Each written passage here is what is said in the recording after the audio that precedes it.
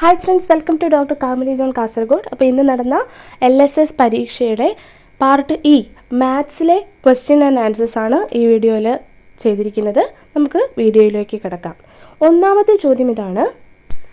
ഇടപ്പറമ്പ government LP സ്കൂളിൽ 3 മാസങ്ങളിലായി ഉച്ചഭക്ഷണത്തിന് പച്ചക്കറികൾ വാങ്ങിയതിൻ്റെ ചെലവുകളാണ് തന്നിരിക്കുന്നത്. ജൂൺ മാസം 5292 രൂപ, ജൂൺ മാസത്തേക്കാൾ 252 രൂപ കൂടുതൽ, ആഗസ്റ്റ് മാസം ജൂലൈ മാസത്തേക്കാൾ 512 രൂപ കുറവ്. ഇപ്പോൾ 3 മാസം കൂടി എത്ര രൂപയാണ് പച്ചക്കറികൾക്കായത് എന്നാണ് ചോദ്യം. 5292 രൂപ ജൂൺ മാസം, അതിനോട് 252 രൂപ കൂട്ടിയാൽ ജൂലൈ മാസത്തെ തുക, അതായത് 5544 എന്ന് നമുക്ക് കിട്ടും. ആഗസ്റ്റ് മാസത്തിൽ 5544 നിന്ന് 512 രൂപ കുറയ്ക്കണം. അപ്പോൾ നമുക്ക് 5032 രൂപ എന്നും കിട്ടും. അപ്പോൾ ഇനി നമ്മൾ എന്താണ് ചെയ്യേണ്ടത്? ജൂൺ കൂട്ടണം, ജൂലൈ കൂട്ടണം, ഓഗസ്റ്റ്. 5292 കൂട്ടണം 5544 കൂട്ടണം 5032, ആകെ തുക 15868 രൂപ എന്ന് നമുക്ക് ലഭിക്കും. അടുത്ത ചോദ്യം. ജൂലൈ മാസത്തിൽ കിലോഗ്രാമിന് 13 രൂപ നിരക്കിൽ ആകെ 129 കിലോഗ്രാം വെള്ളരിക്കയാണ് കറികൾ തയ്യാറാക്കാനായി വാങ്ങിയത് എങ്കിൽ ആകെ എത്ര രൂപയുടെ വെള്ളരിക്ക വാങ്ങി? വളരെ എളുപ്പമാണ്. 129 കിലോഗ്രാം വെള്ളരിക്ക വാങ്ങിച്ചു, 13 രൂപ. ആകെ എത്രയാണെന്നറിയാൻ നമ്മൾ ഗുണിക്കണം. 129 ഗുണിക്കണം 13, ദാറ്റ് ഈസ് 1677 റുപ്പീസ്. ഉത്തരം കിട്ടിയായിരുന്നോ? അടുത്ത ചോദ്യം. കിലോഗ്രാമിന് 9 രൂപ നിരക്കിൽ ആകെ 198 രൂപയുടെ തക്കാളിയാണ് ഓഗസ്റ്റ് മാസം വാങ്ങിയത്. ഒരു ദിവസം 1 കിലോഗ്രാം തക്കാളി വീതമാണ് ഉപയോഗിച്ചതെങ്കിൽ ആ മാസം എത്ര ദിവസങ്ങളിൽ ഉച്ചഭക്ഷണ വിതരണം നടന്നിട്ടുണ്ട് എന്നതാണ്. നമ്മൾ ചെയ്യേണ്ടത് എന്താണ്?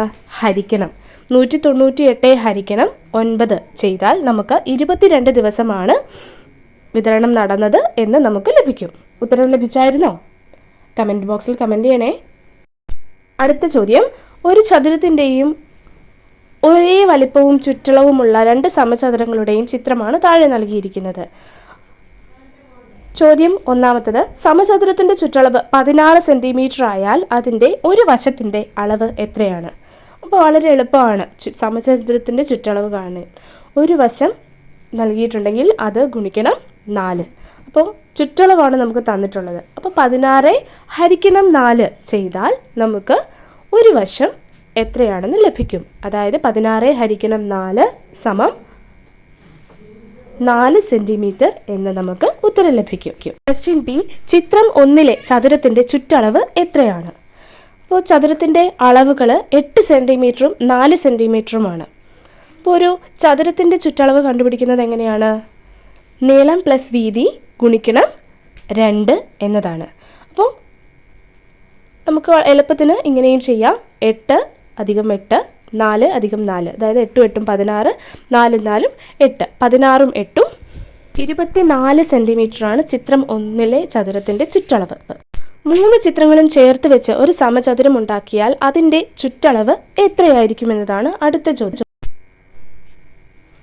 4 സെൻറ്റിമീറ്ററിൻ്റെ മുകളിലേക്ക് ചെറിയ 2 സമചതുരങ്ങളും കൂടി ചേർത്ത് വെച്ചാൽ അതും കൂടി 8 സെൻറ്റിമീറ്ററായി മാറും. അങ്ങനെ അതൊരു സമചതുരമാണ് ഉണ്ടാക്കണമെന്നുള്ളത് ചോദ്യത്തിൽ കൃത്യമായി പറഞ്ഞിട്ടുണ്ട്. അപ്പോൾ 8 ഗുണിക്കണം 4, അതായത് 32 സെൻറ്റിമീറ്ററാണ് വലിയ സമചതുരത്തിൻ്റെ ചുറ്റളവ്. അടുത്ത ചോദ്യം. കാസർഗോഡ് നിന്ന് 23:15 പുറപ്പെടുന്ന ഒരു ബസ് അടുത്ത ദിവസം രാവിലെ 7:45 പത്തനംതിട്ടയിൽ എത്തിച്ചേർന്നു. ബസ് യാത്രയ്ക്കെടുത്ത സമയം എത്രയാണ് ഉത്തരം? 8.5 മണിക്കൂർ എന്നതാണ് നമുക്ക് ഉത്തരമായി ലഭിക്കുക. അടുത്ത ചോദ്യം ഇതാണ്. 30 നൂറുകൾ ചേർത്ത സംഖ്യ എത്ര 10കൾ ചേർന്നതിന് തുല്യമാണ്? 30 ഗുണിക്കണം 100, അതായത് 3000 ആണ്. അപ്പോൾ 3000-ൽ 300 10കളാണ് ഉള്ളത്. അപ്പോൾ ഉത്തരം 300 10കൾ. ഒന്നിടവിട്ട ദിവസങ്ങളിലാണ് മലനാട് എക്സ്പ്രസ് രാജഗിരി റെയിൽവേ സ്റ്റേഷനിലൂടെ കടന്നു പോകുന്നത്. ഏപ്രിൽ 15 ശനിയാഴ്ച വണ്ടി രാജഗിരിയിലൂടെ കടന്നുപോയി. രാജഗിരിയിലൂടെ വണ്ടി കടന്നു പോകുന്ന ഏപ്രിൽ മാസത്തിലെ അവസാന തീയതി ഏതാണ്? ഏപ്രിൽ 15 ഒരു ഓഡ് നമ്പറാണ്, ഒറ്റ സംഖ്യ ആയതിനാൽ ഏറ്റവും അവസാനവും കടന്നു പോകുന്നതും ഒറ്റ സംഖ്യയിൽ തന്നെയായിരിക്കും. അതായത് ഒന്നിടവിട്ട ദിവസങ്ങൾ എന്ന് പറയുമ്പോൾ ഒന്നിടവിട്ട സംഖ്യകളെല്ലാം തന്നെ ഒറ്റ സംഖ്യയാണ്. അപ്പോൾ ഏപ്രിലിൽ 30 ദിവസങ്ങളെ ഉള്ളൂ, 31 ഇല്ല. അതിനാൽ 29 ഏറ്റവും അവസാനത്തെ ഒറ്റ സംഖ്യ.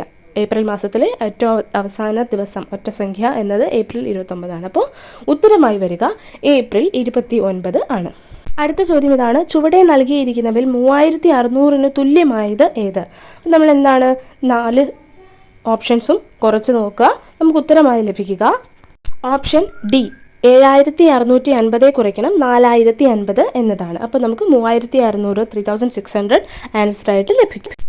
അടുത്ത ചോദ്യം ഇതാണ്, പാറ്റേണിൽ ഒരു സംഖ്യ തെറ്റായി നൽകിയിരിക്കുന്നു. തെറ്റായി നൽകിയ സംഖ്യയുടെ സ്ഥാനത്ത് വേണ്ട ശരിയായ സംഖ്യ ഏതാണ്? 1000, 1025, 1050. അപ്പോൾ നമുക്ക് മനസ്സിലായി ഡിഫറൻസ് 25 ആണ് എന്നത്. അപ്പോൾ 1050 + 25 1075. 1075 + 25 1100 ആണ്. അപ്പോൾ അതാണ് സംഖ്യ തെറ്റ് അല്ലേ? ശരിയായ പാറ്റേൺ ടീച്ചർ നൽകിയിട്ടുണ്ട്. അപ്പോൾ ഡിഫറൻസ് 25 ആണ്. അപ്പോൾ 25 കൂട്ടി കൂട്ടി പോകുന്നതാണ് ആ പാറ്റേൺ. 2.5 കിലോഗ്രാം മാമ്പഴത്തിന് 135 രൂപയാണ് വില എങ്കിൽ 1 കിലോഗ്രാം മാമ്പഴത്തിൻ്റെ വില എത്ര? 135 രൂപ. അതിനെ 5 കൊണ്ട് ഹരിച്ചാൽ 27 രൂപയായി ലഭിക്കും. അതായത് അര കിലോ അങ്ങനെ 5 അരക്കിലോകൾ ചേർന്നതാണ് 2.5 കിലോ. അപ്പോൾ നമുക്ക് അര കിലോയുടെ പൈസ കിട്ടി 27 രൂപ. അതിനെ 2 കൊണ്ട് ഗുണിച്ചാൽ 1 കിലോയുടെ വില നമുക്ക് ലഭിക്കും. അതായത് 54 രൂപ. ഒരു സംഖ്യയെ 3 കൊണ്ട് ഹരിച്ചപ്പോൾ 20 ഹരണഫലവും 2 ശിഷ്ടവും കിട്ടി എങ്കിൽ സംഖ്യ ഏത്? ഹരണഫലം 20 കിട്ടിയതിനാൽ നമ്മൾ 20നെ 3 കൊണ്ട് ഗുണിക്കണം. അതായത് ഹരണത്തിൻ്റെ നേരെ ഓപ്പോസിറ്റ് ഗുണിച്ച് അതിനോട് 2 കൂട്ടിയാൽ നമുക്ക് ഉത്തരം ലഭിക്കും. അതായത് സംഖ്യ 62 ആണ്. ഉത്തരം ശരിയായി കിട്ടിയോ? അടുത്ത ചോദ്യം ഇതാണ്, താഴെ തന്നിരിക്കുന്നവയിൽ ഷെയ്ഡ് ചെയ്ത ഭാഗം 1/6 സൂചിപ്പിക്കുന്ന ചിത്രമേത്?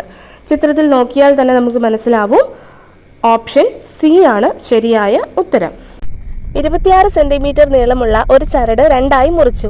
ഒരു കഷണത്തിന്റെ നീളം 12 സെന്റിമീറ്റർ 7 മില്ലിമീറ്റർ ആണെങ്കിൽ രണ്ടാമത്തെ കഷണത്തിന്റെ നീളം എത്ര? 26 സെന്റിമീറ്ററിൽ നിന്ന് 12 സെന്റിമീറ്റർ 7 മില്ലിമീറ്റർ കുറച്ചാൽ നമുക്ക് ഉത്തരം ലഭിക്കും. അതായത് 13 സെന്റിമീറ്റർ 3 മില്ലിമീറ്റർ എന്നതാണ് ശരിയായ ഉത്തരം. 24ാമത്തെ ചോദ്യം ഇതാണ്, ഒരു ക്ലാസ് മുറിയിൽ 20 കുട്ടികൾ LSS പരീക്ഷ എഴുതുന്നു. ആദ്യത്തെ കുട്ടിയുടെ റോൾ നമ്പർ 11005 ആണ്. അവസാനത്തെ കുട്ടിയുടെ റോൾ നമ്പർ എത്ര? 11005 കൂട്ടണം 20 ചെയ്താൽ നമുക്ക് 11025 ആണ് ഉത്തരമായി ലഭിക്കുക. 11005 ഒരു കുട്ടിയുടെ റോൾ നമ്പർ ആയതിനാൽ നമുക്ക് കിട്ടുന്ന ഉത്തരത്തിനോട് 1 കുറയ്ക്കുകയാണ് ചെയ്യേണ്ടത്. അല്ലെങ്കിൽ 11005നോട് 19 കൂട്ടിയാലും മതി. അപ്പോൾ നമുക്ക് ഉത്തരമായി 11024 എന്ന സംഖ്യ ലഭിക്കും. അപ്പോൾ അവസാനത്തെ റോൾ നമ്പർ എന്നത് 11024 ആണ്.